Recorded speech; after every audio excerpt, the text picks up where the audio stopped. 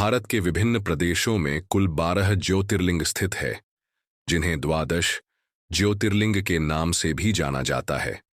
पुराणों में इन सभी ज्योतिर्लिंग के महात्म्य और उनके प्राकट्य की अलग अलग कथाओं का वर्णन है।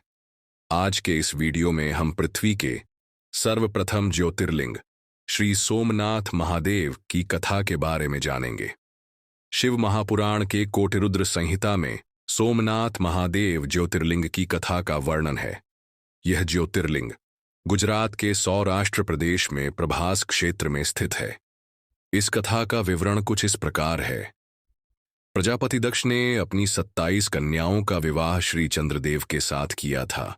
सभी दक्ष कन्याएं चंद्र को अपने पति स्वरूप में पाकर अत्यंत ही प्रसन्न थीं, किंतु चंद्रदेव उन सभी 27 कन्याओं में से सबसे अधिक स्नेह रोहिणी से करते थे। इस बात से अन्य दक्ष कन्याएं अत्यंत ही दुखी थीं और वे अपने पिता प्रजापति दक्ष की शरण में चली गई थीं। अपनी पुत्रियों की व्यथा और चंद्रदेव के इस व्यवहार के कारण प्रजापति दक्ष भी दुखी थे। इसीलिए एक दिन उन्होंने चंद्रदेव से भेंट की और उनसे प्रेम पूर्वक वार्तालाप करते हुए कहा कि आपने अत्यंत ही निर्मल और देवकुल में जन्म लिया है, किंतु फिर भी आप अपनी पत्नियों के साथ भेदभावपूर्ण व्यवहार करते हो। आपको ऐसा दुर्व्यवहार शोभा नहीं देता।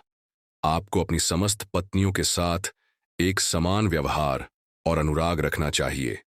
अब तक आपने जो भी किया वह अनुचित है। इस तरह प्रजापति दक्ष ने अपने जामाता को प्रेम पूर्वक समझाया और मन ही मन आश्वस्त हो गए कि इस भेंट और वार्तालाप के पश्चात चंद्रदेव के व्यवहार में अवश्य ही सुधार आ जाएगा। किंतु ऐसा नहीं हुआ। अपनी पत्नी रोहिणी के प्रति अधिक मोह और आसक्ति के कारण उन्होंने बाकी सभी कन्याओं की अवहेलना की। इतना समझाने के पश्चात भी चंद्रदेव के इस व्यवहार से प्रजापति दक्ष व्यथित हो उठे। उन्होंने बार बार चंद्रदेव से अपने व्यवहार में सुधार लाने के लिए आग्रह किया, किंतु चंद्रदेव ने हर बार उनके आग्रह की उपेक्षा की। इस बात से प्रजापति दक्ष क्रोधित हो उठे और उन्होंने चंद्रदेव से कहा, मेरे बार बार आग्रह एवं विनती करने पर भी तुमने मेरे आग्रह की अवहेलना की है। इसीलिए मैं ब्रह्मापुत्र दक्ष तुम्हें क्षय होने का श्राप देता हूं। दक्ष के श्राप देते ही क्षण भर में चंद्रदेव का पूरा शरीर क्षय रोग से ग्रसित हो गया। चंद्र के क्षीण होते ही सारी पृथ्वी पर हाहाकार मच गया। सभी आर्षिगण एवं देवता इस बात से चिंतित हो उठे और समस्या के निवारण हेतु श्री ब्रह्मा जी की शरण में गए।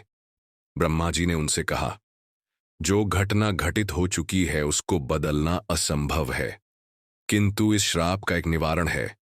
यदि चंद्रदेव देवताओं के साथ पृथ्वी पर शुभ कल्याणकारी क्षेत्र प्रभास प्रदेश में जाकर विधिपूर्वक महामृत्युंजय मंत्र का अनुष्ठान करे और भगवान शिव की आराधना के साथ तपस्या करनी होगी। केवल देवाधिदेव महादेव ही उनको इस श्राप से मुक्त कर सकते हैं। ब्रह्मा जी के सुझाव अनुसार चंद्रदेव सभी देवगण के साथ प्रभास क्षेत्र आ गए और वहां देवताओं के साथ भगवान शिव के पार्थिव लिंग की स्थापना करके विधिवत महामृत्युंजय मंत्र का अनुष्ठान शुरू किया। उन्होंने 6 माह तक तपस्या की और 10 करोड़ महामृत्युंजय मंत्र का जाप किया। इस समय दौरान चंद्रदेव निरंतर एकचित्त होकर खड़े रहे। अंततः उनकी तपस्या से देवाधिदेव महादेव प्रसन्न हुए और दर्शन देते हुए उन्हें वरदान मांगने को कहा। चंद्रदेव ने महादेव के सामने हाथ जोड़ते हुए प्रार्थना की और कहा, हे देवाधिदेव, मेरे सभी अपराधों को क्षमा करें और मेरे शरीर को इस क्षय रोग से मुक्त करें।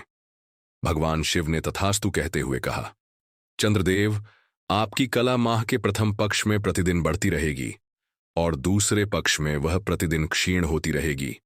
इस प्रकार आप स्वस्थ एवं लोक सम्मान के योग्य हो जाएंगे।